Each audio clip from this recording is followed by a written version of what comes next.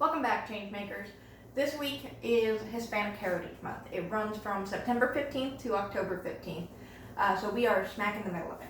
As usual, I wanted to talk about Hispanic themes while I talk about a conversation relevant to the RPG community. Two disclaimers. First of all, we got a new cat, and she may appear in this video, either knocking things around, meowing, whatever it happens to be. She may even jump on the table for all I know. Don't worry, it's not a poltergeist.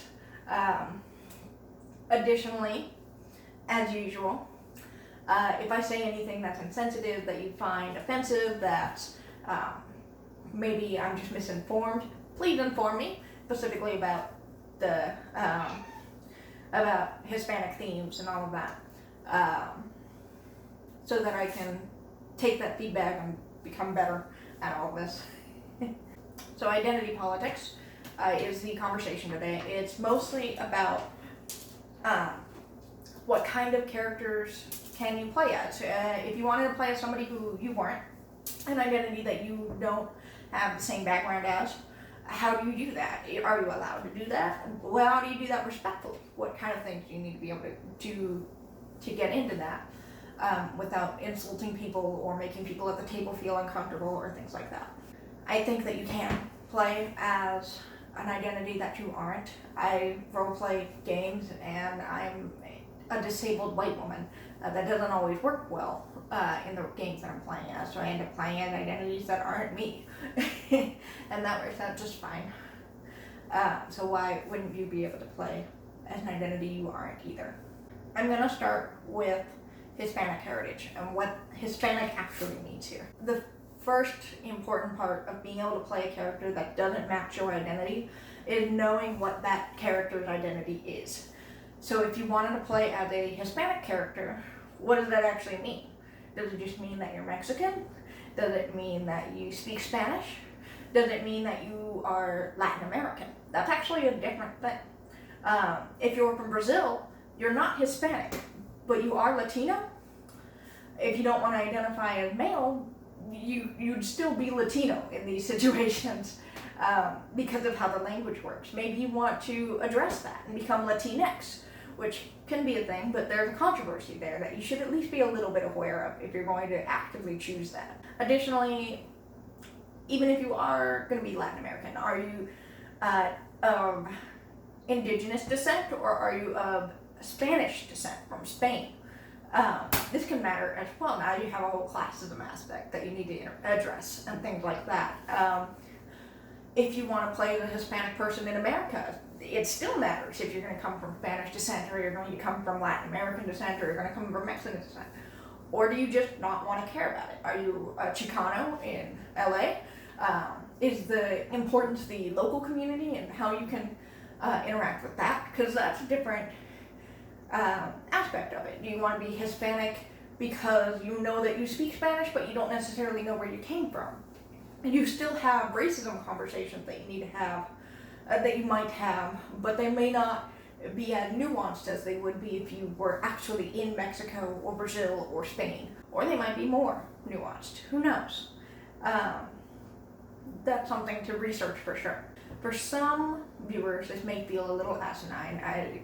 Again, if you just want to play as a Hispanic person, why not just say that you speak Spanish and that's the story? Part of this is, as I said, this does matter where you're from.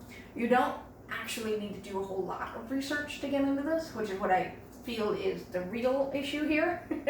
It's not so much that you think that it's asinine as much as you don't really want to do the research, because that's a lot of work to just fully encompass a character that you made up in 5 minutes or an hour, whatever it happens to be.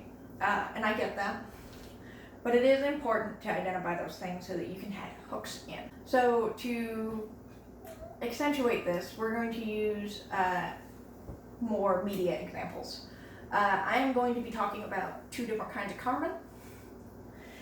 The first one is Carmen from the opera Carmen. This is a French author who wrote the book, and then it was adapted into a French opera about a Romani woman in a Spanish city. So lots of ethnicities going on here. And basically the whole story is Carmen is a Romani woman. She is Romani for a point. She is mysterious and sultry and bad. You hang out with her and bad things will happen. This is the point. She is a femme fatale, all of that. This is how this story goes. And as the story progresses, she ends up with this police officer. The police officer falls in love with her. He ends up losing his job as a police officer, becomes a military officer. He ends up murdering somebody. It's this whole long story for this dude. And by the end of the story, Carmen has fallen out of love with him, and he is just so distraught that he threatens to kill her if she doesn't marry him and hang out and live with him for the rest of their life. And she refuses him. She said, no, I'm a free spirit. I'm going to be a free spirit for as long as I live. If that means that I only live a few more moments, well, whatever. You can't have me. So he murders her. And that's the story. Again, everything about the story is negative connotation. She's interacting with smugglers. She's superstitious. She ends up getting arrested. And people around her are dying. But she's passionate and she's hot and sexy, and that's what's really makes it all okay somehow. That's not as empowering as it might seem, but that's more on the woman's side than it is on the Hispanic side. Which again, Carmen's not Spanish; she's Romani, but they don't talk so much about the Romani part or the Spanish part. They talk about the Romani part so that she can be the bad guy.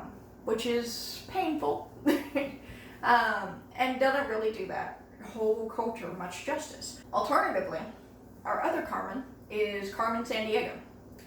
Also, the kind of sultry, fierce woman.